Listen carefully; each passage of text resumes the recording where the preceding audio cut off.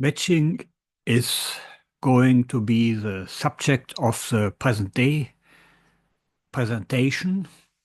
The belief in magic and magical practices are very strong in the child up to his 7th year of life. Every child in every society, irrespective of socialization and culture and education, believes strongly in magic and applies magical practices. The belief in magic is the stronger the younger the child is. The strongest beliefs in magic are to find in children aged 2 or 3, and it is very strong in children aged 4, 5, 6, and then it starts to decline. With the onset of the stage of concrete operations, magical beliefs are going to destroy it, diminish, vanish, disappear, and the end of the belief in magic comes with the advent of the adolescent stage of formal operations with the 11th, 12th, and 13th year. In modern society, magical beliefs are very weak or almost completely disappeared among teenagers and adolescents, so that magical beliefs are the stronger the younger the person is. The preoperational stage is the main cause of belief in magic, and one must say and conclude that the child's stage is the sole origin of the belief in magic. And that means that there is only one approach in social sciences and humanities to explain the belief in magic. Only developmental psychology has the tools and the means available to explain the entire phenomenon. Because when in modern society magic disappears with the beginning of the concrete operations, and finally and absolutely with the onset of the adolescent stage of formal operations, then we have to conclude that stage theory explains both the existence and the disappearance of magic. And we see now that as every child believes in magic, irrespective of educators and cultural background, that culture and society, historical traditions and missions do not explain magic, but that the anthropological stage alone explains its existence. It is the brain and psyche of the child very young that causes and exhibits and manifests the belief in magic. Whatever educators tell to the child does not influence their belief in magic. And therefore it is absolutely clear that the pre-operational stage alone and the child's psyche alone explains the entire phenomenon. And so we see also that stage theory explains alone the disappearance, the lack of magic, for example, in the mind of modern people. As the formal operational stage erases and destroys completely the belief in magic, as it is clear that developmental psychology alone explains the disappearance of magic and not sciences, not the emergence of rationality, not the change in worldview.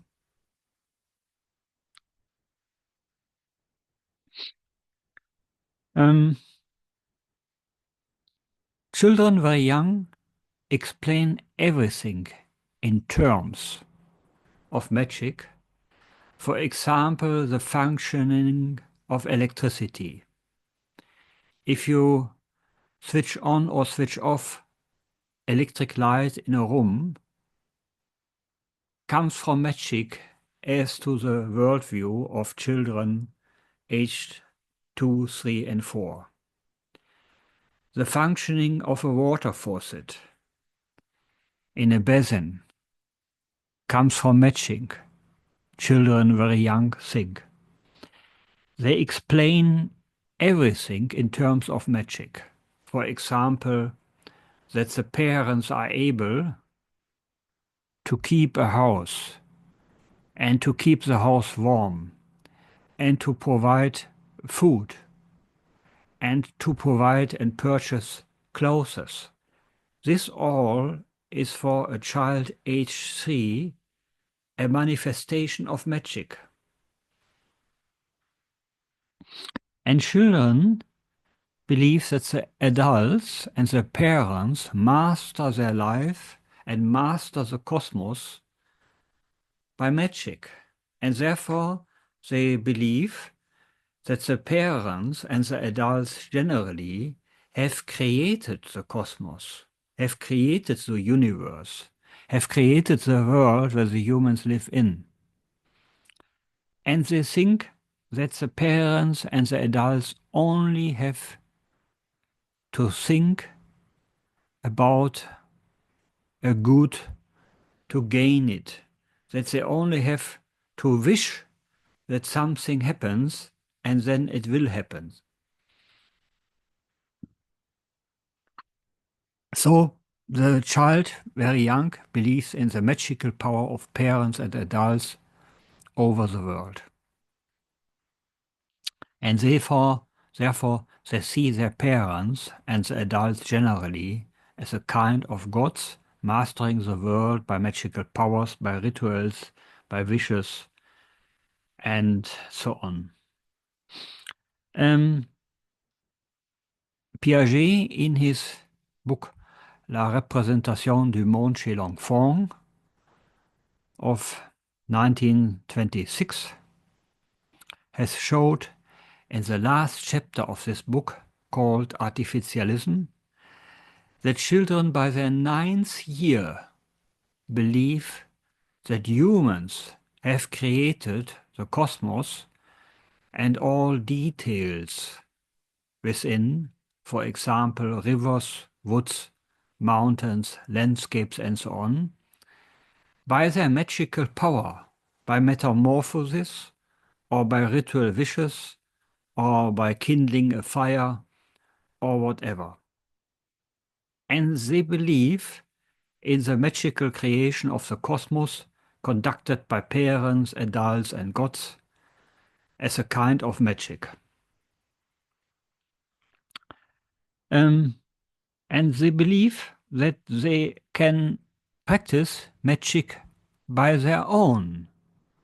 So children believe that they only have to wish a certain thing, then the probability will increase that they will gain this good.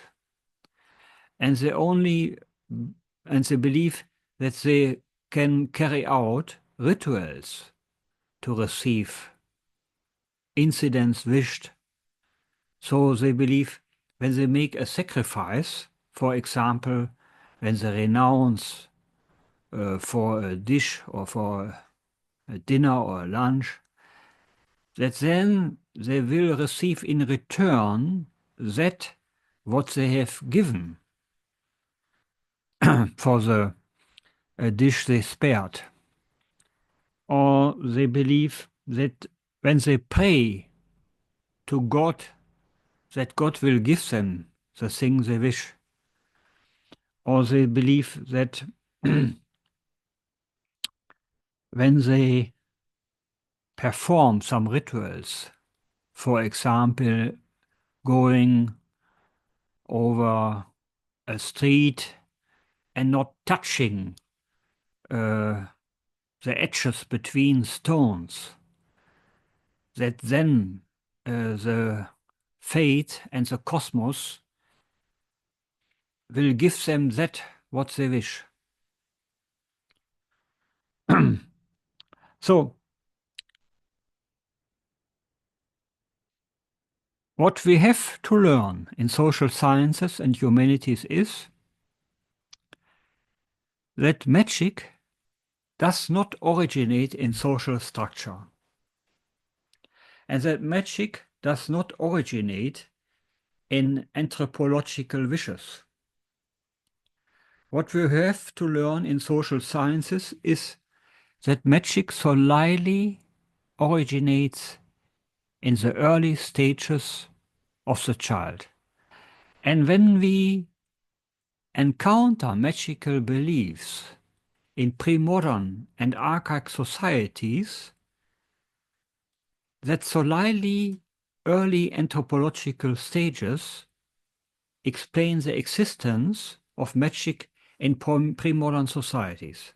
And what we see in premodern societies is very, very strong beliefs in magic and very strong magical rituals.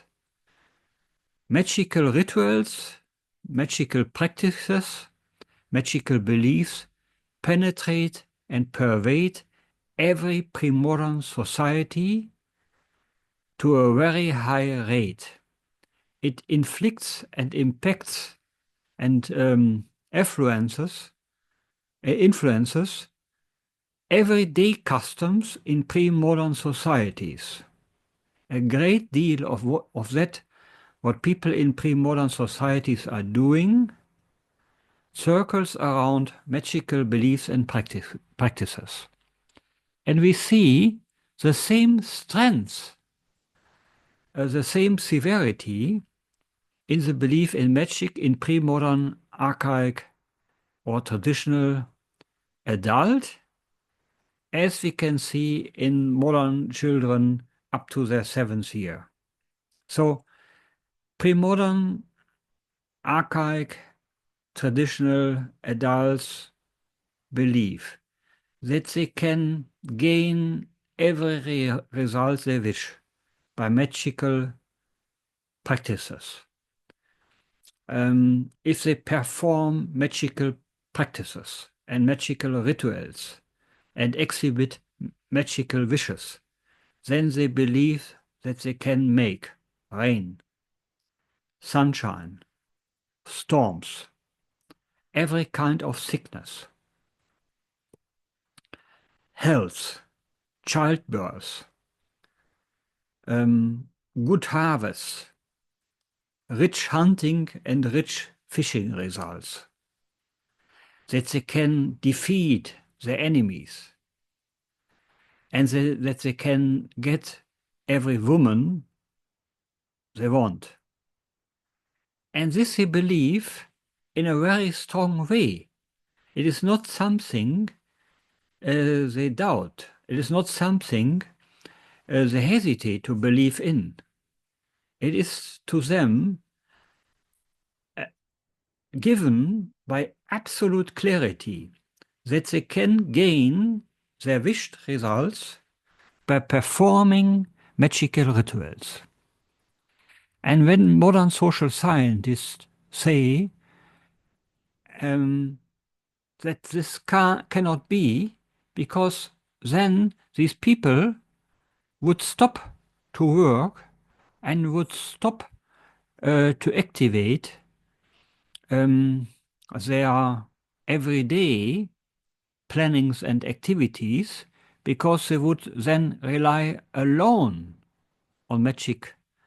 This is completely wrong, because pre-modern people have all possibilities to explain the failure of their magical rituals, as they say and object that their adversaries also perform magical rituals, making their own magical rituals incomplete and fallacious in some or other cases. So if they do not get the results wished, then they can explain it by the performance of magical rituals made by other persons, made by their adversaries. So a failure does not explain to pre-modern people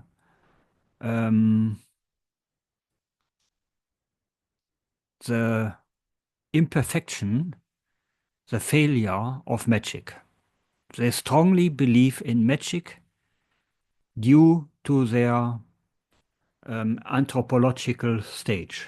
And they believe in the same power of magic than children aged 3, 4, 5, or 6 do.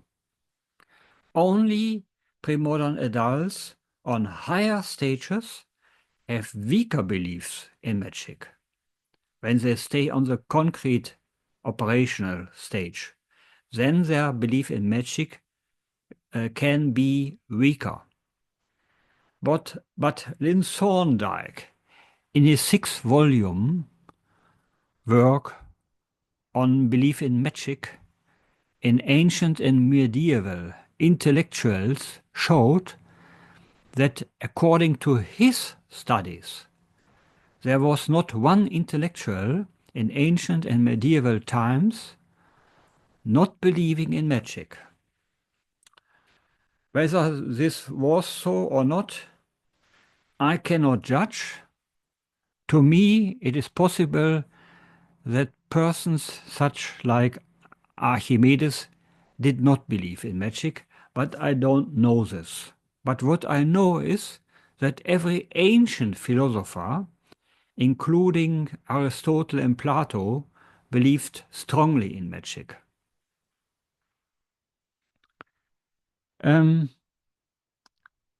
Ancient people performed magic not only to gain results pertaining to own wishes and individual goals. They also performed magic to attain collective goals. For example, when they practiced magical rituals to gain harvest or to reorganize the cosmic order, the annual rituals to regain spring and summer, or to regain the rise of sun, then they resort to magical practices. Cosmogonic rites are magical rites, and they pertain to the belief of ancient peoples that it is in their own hands to reorganize the cosmos and to maintain its functioning over time. These cosmogonic rituals root in magical beliefs and magical practices in the belief of the people that it is in their hands and that they are accountable and responsible for the functioning of the cosmos over the years. So, collective systems of magic and individual wishes are two paths of the belief in magic in pre-modern societies. And how strong the belief in magic was can we see when we study, for example, the books of Evans Pritchard about the belief in magic among the Sande in Sudan, or when we study the Book of Fortune about the Dobo Melanesians. The Dobo Melanesians believed that magical charms and magical spellings are in the hands of clans, families, and individuals. And they have the custom to keep their charms and spellings secret and not to speak about it and not to tell to other persons these spellings. And therefore, people believe that when they want to have effective charms and spellings, they have to ask other persons to get them. And that they have to buy them or to purchase them or to steal them. And therefore, Dobo Melanesians 100 years ago worked on plantations for years to raise the money they need to purchase magical charms from their neighbors in order to be able to be more productive in hunting, fishing, agriculture, or love affairs, or so on. Or they created criminal gangs to catch some persons of whom they believe they would have powerful magical spellings, and they contorted these caught persons and demanded from them to hand over their magical spellings, otherwise they would kill them. So, imagine in New York City or in London, persons would nowadays go on robbery and would kidnap persons to contort them to hand over magical spells to have more success in love affairs. These poor people would be given to hospitals for treatment pertaining to some kinds of sickness or so. And this shows again that the belief in magic was very strong in pre-modern societies. And it shows that this belief was so strong as it is in children aged 3, 4, 5, or 6. And this shows that the pre-operational stage in the mind of archaic or premodern human being was the single cause to their magical beliefs.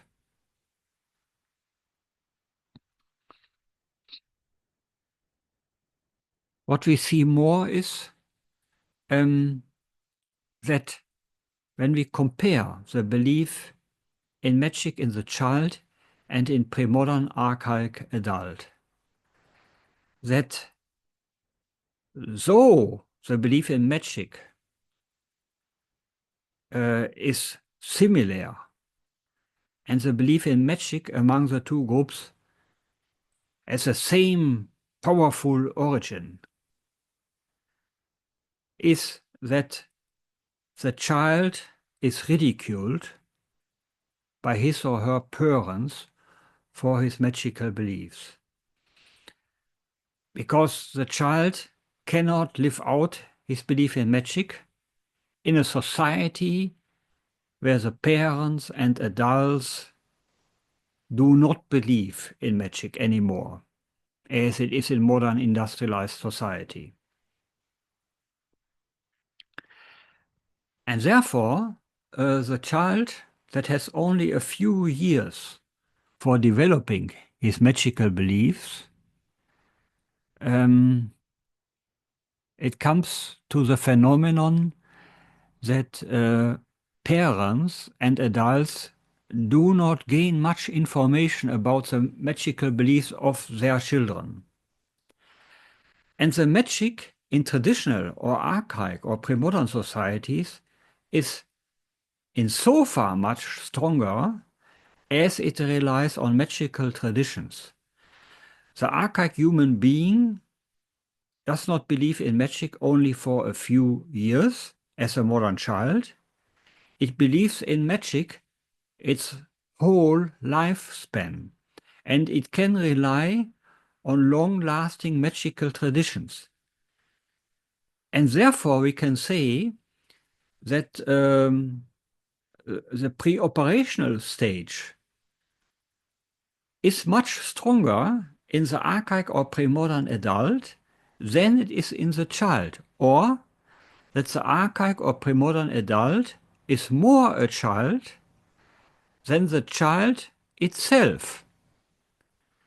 Archaic or premodern adults are more childish than children themselves, for the reasons mentioned. And when we look upon the historical correspondences of the disappearance of the belief in magic, then we see that the belief in magic declines very early. As in medieval times, the belief in magic will not be as strong as it is among nature peoples, such the Dobo-Melanesians. The Dobo-Melanesians will have had stronger beliefs in magic than medieval people, at least a little bit stronger.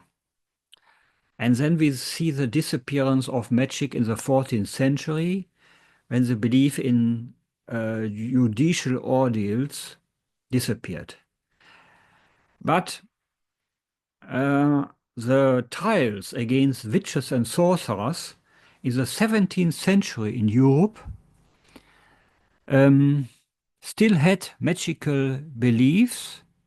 According to them, women were believed to be able to transform into animals, or that women or sorcerers were believed to be able to steal food from other houses simply by magic, or they were believed to be able to fly in the air. And these are still strong magical beliefs from that same childlike attitude as we find in pre-modern societies.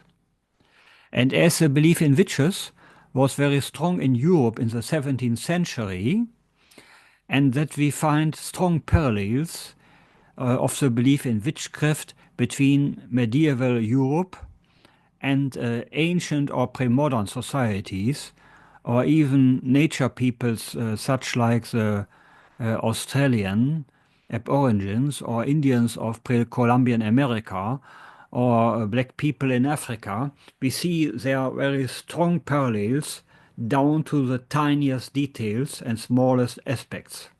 And that shows that even when we presume that the belief in magic in Europe was a little bit weaker than in other pre-modern societies, in comparison to nature peoples, we must still admit that European peoples in the 17th century must have stood